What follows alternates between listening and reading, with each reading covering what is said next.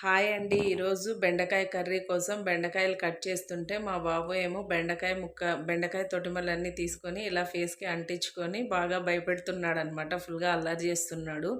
ఈ కర్రీ చేసుకోవడం చాలా సింపుల్ అండి. ప్యాన్లో బెండకాయ ముక్కలు వేసుకొని బాగా వేయించుకోవాలి. ఆయిల్ మాత్రం వేయకూడదనమాట. బెండకాయ ముక్కలు బాగా వేగిపోయిన తర్వాత ఆయిల్ వేసుకోవాలి. ముందుగానే ఆయిల్ వేసుకుంటే బెండకాయలు జిగురు వచ్చేస్తుంది అనమాట. బాగా వేగిపోయిన తర్వాత ఉల్లిపాయ పచ్చిమిర్చి వేసుకొని కూడా బాగా వేయించుకోవాలి.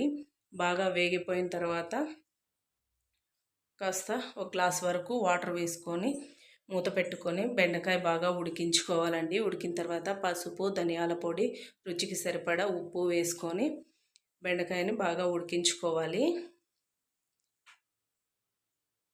బాగా ఉడికిపోయిన తర్వాత స్మాషర్తో కానీ లేదంటే గరిటెతో కానీ ఇలా మెదుపుకోవాలన్నమాట. మీకు ఇష్టమైతే ఇక్కడ పోపు పెట్టుకోవచ్చు, లేదంటే